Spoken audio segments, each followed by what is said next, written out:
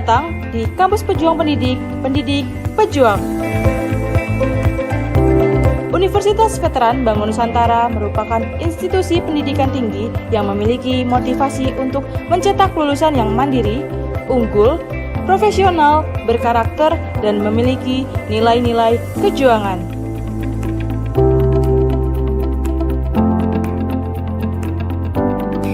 Saya Rektor Universitas Veteran Bangun Nusantara, Profesor Dr. Farida Nugrahani Magister Humaniora. Misi Universitas Veteran Bangun Nusantara adalah terwujudnya universitas yang unggul, berkarakter, mandiri, dan memiliki nilai-nilai kejuangan.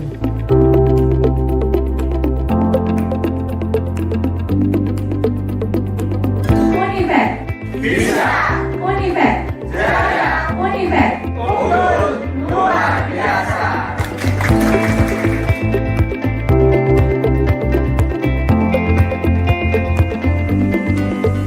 Kampus Universitas Veteran Bangun Nusantara terdiri dari 6 fakultas unggulan dan 1 program pasca sarjana. Univet Bantara memiliki peringkat ke-97 antar perguruan tinggi se-Indonesia, dilansir melalui website EduRank.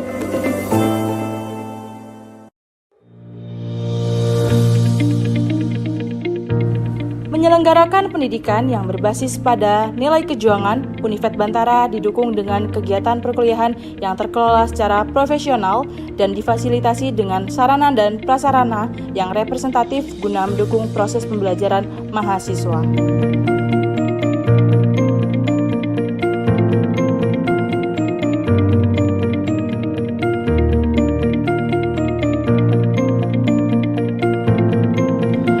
Univet Bantara secara intens melaksanakan penelitian guna menunjang pengembangan iptek dan sosial budaya sekaligus sebagai wadah untuk memberikan kompetensi serta keahlian khusus untuk mahasiswa dalam menyongsong masa depan yang penuh dengan tantangan.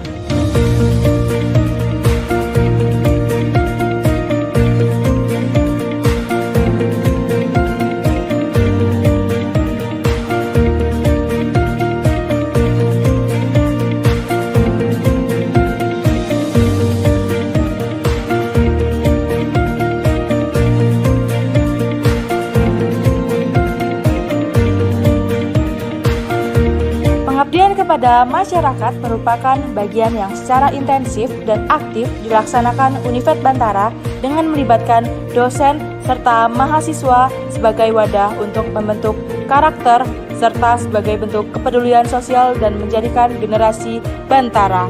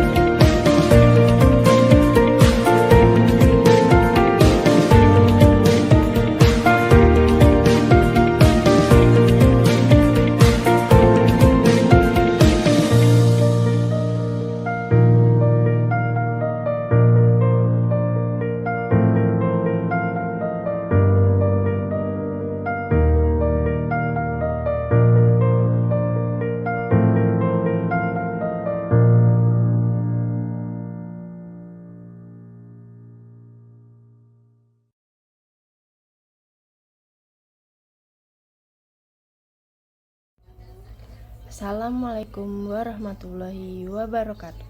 Selamat pagi. Terima kasih atas waktu yang telah diberikan kali ini. Saya akan memaparkan mengenai seminar pendidikan profesi guru yang berasal dari Universitas Veteran Bangun Nusantara dengan dosen pembimbing Ibu Aldila Fitri Radite Nurmainawati MPD. Seminar pendidikan profesi guru yang akan saya paparkan terdiri dari 5 topik pembahasan. Yang pertama, identifikasi diri. Yang kedua, review pengalaman belajar bermakna. Yang ketiga, desain inovasi pembelajaran. Yang keempat, rencana tindak lanjut. Dan yang kelima, paradigma baru terhadap makna guru. Topik pembahasan pertama yaitu identifikasi diri. Perkenalkan, saya Pristiwi Kandhandayani, SPD, dengan NIM 2422514026, mahasiswa PPG Prajabatan Gelombang 2 tahun 2024, program studi bimbingan dan konseling. Baiklah, masuk ke pembahasan mengenai identifikasi diri. Yang pertama, visi pribadi untuk pendidikan di Indonesia. Visi saya untuk pendidikan di Indonesia adalah tercipta adanya pendidikan yang menyeluruh dan berkeadilan, yang mampu mengembangkan potensi setiap individu secara optimal, baik aspek kognitif, afektif, maupun psikomotor. Pendidikan juga harus menjadi wahana pembentukan karakter yang kuat, berlandaskan nilai-nilai Pancasila, serta membekali peserta didik dengan keterampilan abad 21, agar mampu bersaing di era global dan berkontribusi positif bagi masyarakat dan bangsa. Keadilan dalam akses dan kualitas pendidikan harus diwujudkan di seluruh pelosok negeri, sehingga setiap anak Indonesia memiliki kesempatan yang sama untuk meraih cita-citanya dan membangun masa depan yang lebih baik. Yang kedua, visi pribadi saya sebagai calon guru. Visi saya sebagai calon guru adalah menjadi pendidik yang inspiratif, inovatif, dan berdedikasi tinggi dalam membimbing dan mengembangkan potensi peserta didik secara holistik. Saya ingin menciptakan lingkungan belajar yang menyenangkan, kreatif, dan berpusat pada peserta didik, di mana mereka merasa nyaman, aman, dihargai, dan termotivasi untuk belajar. Saya berkomitmen untuk terus belajar dan mengembangkan diri agar dapat memberikan layanan pendidikan yang berkualitas dan relevan dengan kebutuhan peserta didik dan tuntutan zaman. Saya ingin menjadi teladan yang baik bagi peserta didik, baik dalam aspek akademik maupun karakter. Hal yang akan saya lakukan untuk mencapai visi-visi tadi, yang pertama adalah saya akan terus meningkatkan kompetensi pedagogik, kepribadian, sosial, dan profesional. Tidak berhenti melalui pendidikan profesi ini, namun nanti melalui berbagai pelatihan, workshop, dan kegiatan pengembangan diri lainnya. Yang kedua, saya akan menerapkan berbagai metode dan strategi pembelajaran yang inovatif, kreatif, dan berpusat pada peserta didik. Yang ketiga, saya akan membangun hubungan yang baik dengan peserta didik, orang tua, dan kolega, serta aktif berkontribusi dalam mengembangkan program-program sekolah yang bermutu. Yang keempat, saya juga akan terus merefleksikan dan mengevaluasi praktik pembelajaran saya agar dapat terus meningkatkan kualitas pembelajaran dan mencapai hasil belajar yang optimal. Saya mendapatkan pengalaman belajar di pendidikan profesi guru melalui mata kuliah Filosofi Pendidikan Indonesia, pemahaman peserta didik dan pembelajarannya, prinsip pengajaran dan asesmen di BK 1 dan 2, pembelajaran berdiferensiasi, praktek pengalaman lapangan 1 dan 2, perspektif sosiokultural dalam pendidikan Indonesia, pembelajaran sosial emosional, pengantar pendidikan untuk APK, dan yang terakhir, proyek kepemimpinan. Masuk pada topik pembahasan kedua, review pengalaman bermakna. Selama 2 semester terakhir, saya telah mengikuti berbagai mata kuliah yang memberikan pengalaman berharga, baik secara teoritis maupun praktis. Melalui proses refleksi mendalam, saya menyadari bahwa salah satu mata kuliah khususnya memberikan dampak yang sangat signifikan bagi perkembangan akademik dan profesional saya. Mata kuliah tersebut tidak hanya memperkaya pemahaman konseptual, tetapi juga memberikan keterampilan aplikatif yang relevan dengan kebutuhan di lapangan.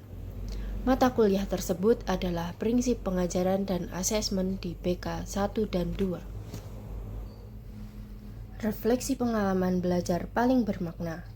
Mata kuliah ini tadi menjadi pilar pokok dalam pengembangan kompetensi bimbingan dan konseling. Melalui pendalaman teori konseling, REBT, JPT, solution focus, dan praktek asesmen kebutuhan, saya mampu merancang desain inovasi pembelajaran seperti modul berupa modul mengenai mental flex untuk mengatasi kecemasan akademik dan RPL mengenai gadget mania yang mengintegrasikan literasi digital dengan nilai Pancasila. Pendekatan alur merdeka membimbing saya secara holistik, mulai dari refleksi diri, eksplorasi teori hingga penerapan dalam simulasi dan tugas lapangan. Sementara itu, integrasi profil pendidikan Pancasila dan SKKPD memperkaya perspektif pedagogis. Tantangan dalam menyesuaikan teori dengan konteks nyata diatasi melalui umpan balik dosen dan diskusi kelompok yang mengasah kemampuan berpikir kritis dalam penyusunan instrumen asesmen dan analisis kasus. Kedepannya, saya akan mengembangkan layanan BK yang lebih berdampak melalui pendekatan student center dengan teknik inovatif seperti sosiodrama, problem solving discussion, developmental discussion, dan integrasi teknologi seperti e-counseling atau melakukan gamifikasi untuk menjawab tantangan pendidikan di abad ke-21. Saya juga menyematkan artefak pembelajaran di dalam Google Drive sebagai bukti bahwa saya sudah melakukan pembelajaran dalam proses pendidikan profesi guru ini. Masuk pembahasan yang nomor 3, yaitu desain inovasi pembelajaran. Mata kuliah prinsip pengajaran dan asesmen di BK 1 dan 2 menjadi sangat bermakna bagi pengembangan profesionalitas saya sebagai calon guru BK. Karena tidak hanya memperdalam pemahaman tentang teori konseling, tetapi juga mengenai teknik asesmen kebutuhan. Selain itu, juga menginspirasi terciptanya desain inovasi adventure card game Metamorph Alchemy Cognitive. Media permainan ini dirancang sebagai alat multifungsi dalam layanan BK yang mengintegrasikan pendekatan kognitif perilaku dengan teknik gamifikasi, memungkinkan peserta didik mengeksplorasi pola pikir, mengidentifikasi distorsi kognitif, dan mengembangkan strategi coping melalui simulasi petualangan yang interaktif dan menarik. Adventure Card Game Metamorph Alchemy Cognitive. Metamorph Alchemy Cognitive adalah permainan terapeutik yang berbasis kognitif behavioral therapy yang dirancang khusus untuk membantu siswa SMA mengidentifikasi dan merekonstruksi distorsi kognitif melalui mekanisme interaktif. Permainan ini menggunakan kartu distorsi yang mencerminkan pola pikir negatif khas remaja, seperti "aku harus selalu sempurna" atau "semua orang di dunia ini membenciku", lalu mengajak pemain menetralisirnya dengan kombinasi kartu alkimia berisi bukti rasional, afirmasi positif, dan pertanyaan reflektif. Dilengkapi papan permainan puncak pencapaian dan token kristal sebagai simbol progres. Metamorph tidak hanya menjadi alat konseling individu atau kelompok, tetapi juga terintegrasi dengan kurikulum merdeka untuk menguatkan profil pelajar Pancasila, terutama dalam dimensi bernalar kritis dan mandiri. Dengan desain yang adaptif untuk berbagai skala layanan BK, individu, kelompok, maupun klasikal, Metamorph menjadi jembatan antara teori bimbingan konseling dan praktek pendidikan yang relevan dengan kebutuhan generasi Z. Komponen set adventure board game Metamorph Alchemy Kognitif terdiri dari 1. Papan permainan. Yang kedua, set kartu. Yang ketiga, 5 pieces token. Dan yang keempat, ada kristal sebagai bentuk reward. Selain itu, komponen set ini juga disertai dengan buku petunjuk penggunaan. Adventure card game Metamorph Alchemy Kognitif berperan sebagai alat multifungsi di dalam layanan bimbingan konseling. Tidak hanya digunakan dalam layanan konseling individu, namun dapat juga digunakan dalam bimbingan kelompok, bimbingan klasikal maupun konseling. Alur untuk layanan konseling individu dimulai dari memberikan good rapport kepada klien. Yang kedua, pemilihan token. Yang ketiga, klien mengambil satu kartu distorsi. Kemudian yang keempat, klien dan konselor melakukan diskusi tentang situasi nyata yang berkaitan dengan distorsi yang dialami oleh klien. Yang kedua, klien mencari 2 kartu alkimia secara mandiri. Ketika klien mampu menemukan kombinasi yang tepat, token boleh digerakkan menuju ke puncak pencapaian. Kemudian, setiap kombinasi yang benar akan mendapatkan 1 kristal sebagai reward. Dan yang terakhir, klien mengambil kartu metafora sebagai bentuk refleksi. Cara penggunaan board game untuk layanan bimbingan kelompok diawali dengan yang pertama, pembukaan. Yang kedua, menentukan kelompok kecil. Yang ketiga, pemilihan token untuk kelompok kecil. Dan yang keempat, mengambil 1 kartu distorsi setiap kelompok kecil tersebut. Yang kelima, diskusi di dalam kelompok kecil. Yang kedua, kelompok kecil mengambil 2 kartu alkimia. Selanjutnya, dilakukan presentasi solusi oleh kelompok kecil tersebut tadi.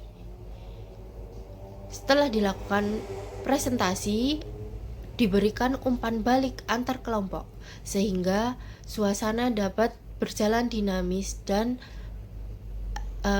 mempunyai dinamika. Selanjutnya, jika kombinasi antara kartu distorsi dan alkimia benar, maka kelompok kecil tadi berhak untuk menggerakkan token. Setiap kombinasi yang benar akan mendapatkan 1 kristal tambahan. Dan yang terakhir, kelompok kecil yang telah presentasi tadi wajib melakukan refleksi dan mengambil kartu metafora. Selanjutnya, mengenai alur penggunaan board game untuk layanan konseling kelompok. Layanan konseling kelompok dimulai dengan pembukaan. Kemudian yang kedua, penekanan kontrak kelompok. Yang ketiga, konselor mengambil 1 kartu distorsi. Kemudian yang keempat, konselor meminta klien menceritakan pengalaman yang berkaitan dengan 1 kartu distorsi tadi. Selanjutnya dilakukan diskusi mengenai solusi.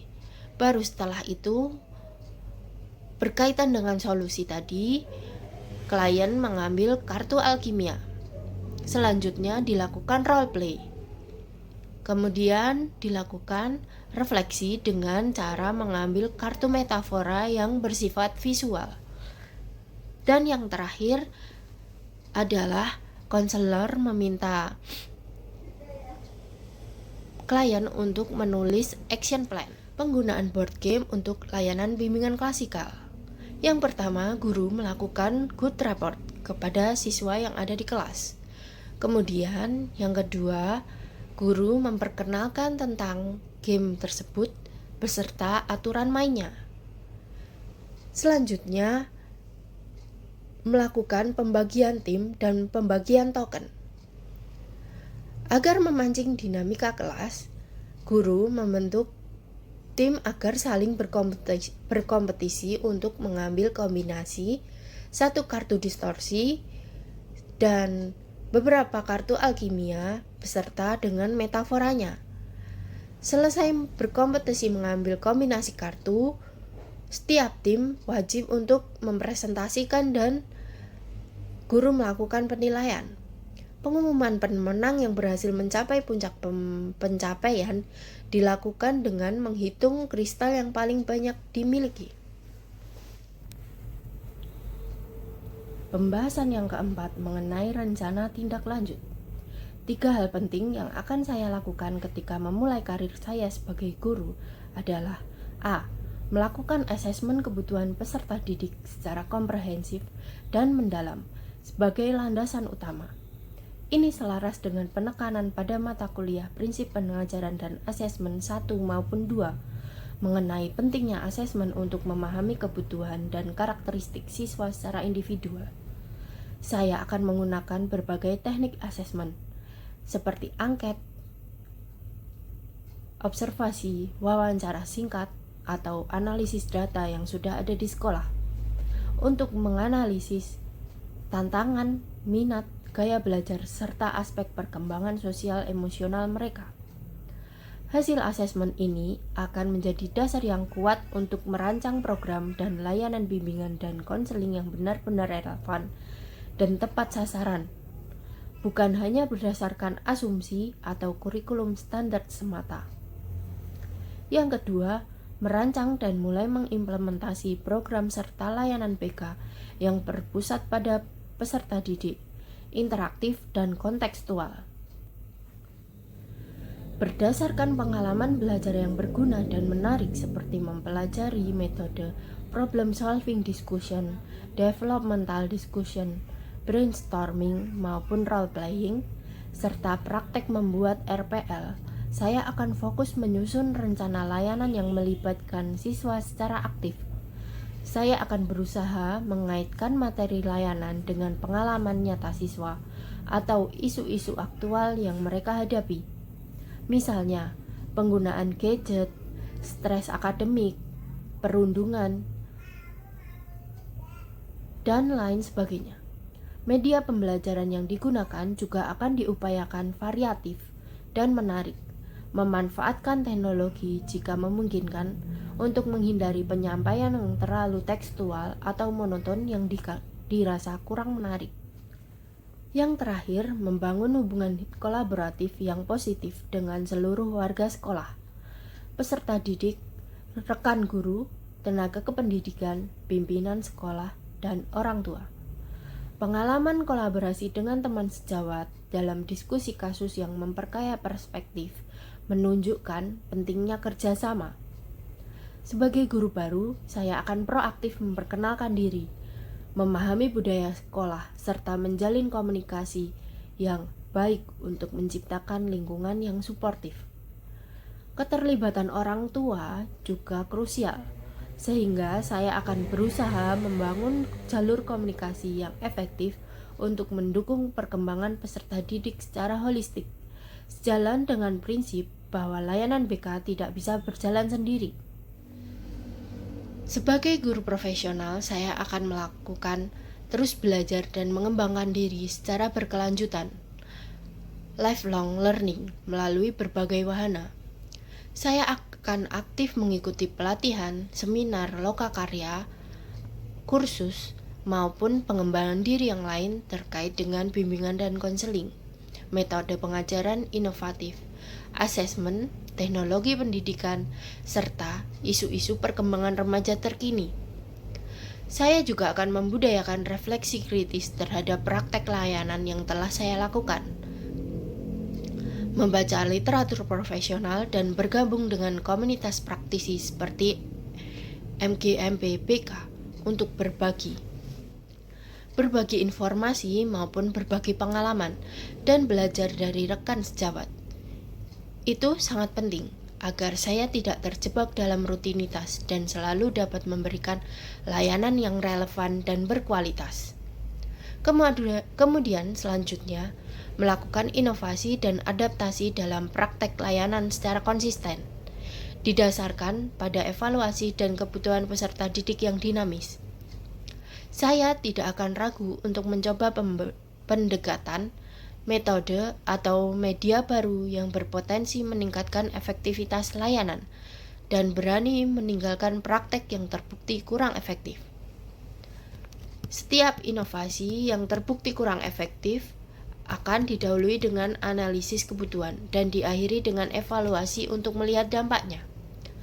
Fleksibilitas dan kemampuan beradaptasi dengan perubahan zaman, karakteristik generasi siswa yang baru, serta perkembangan teknologi menjadi kunci untuk tetap menjadi guru BK yang relevan dan berdampak. Selanjutnya, yang tidak akan pernah saya ketinggalan adalah menjunjung tinggi kode etik profesi guru BK atau konselor, serta aktif berkontribusi dalam pengembangan profesi dan peningkatan kualitas layanan pendidikan secara lebih luas. Ini mencakup berbagai integritas, kerahasiaan, objektivitas, dan profesionalitas dalam setiap interaksi dan layanan yang diberikan. Saya juga akan berusaha untuk berkolaborasi, tidak hanya di tingkat internal sekolah, tetapi juga dengan profesional lain ataupun institusi terkait jika diperlukan untuk penanganan kasus atau pengembangan program agar lebih komprehensif, demi memberikan dukungan terbaik bagi perkembangan optimal setiap peserta didik. Sampailah kita pada pembahasan yang terakhir, yaitu mengenai paradigma baru terhadap anak guru setelah saya menjalani pendidikan profesi guru. Saya menyadari bahwa peran guru telah bertransformasi dari hanya sekedar transmitter of knowledge menjadi fasilitator pembelajaran bermakna yang berpusat pada kebutuhan holistik peserta didik. Pengalaman merancang layanan BK berbasis asesmen kebutuhan siswa, serta menerapkan metode interaktif mengajarkan bahwa guru profesional harus mampu mengintegrasikan teori dengan praktek kontekstual.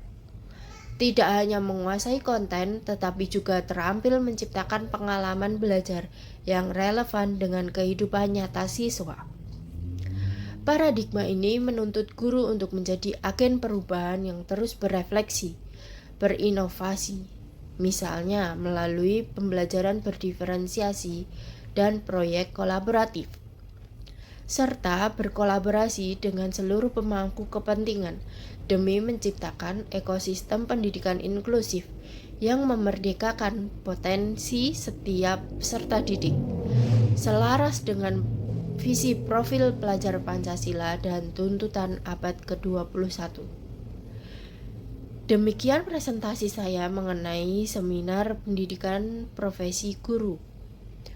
Terima kasih atas perhatiannya dan wassalamualaikum warahmatullahi wabarakatuh.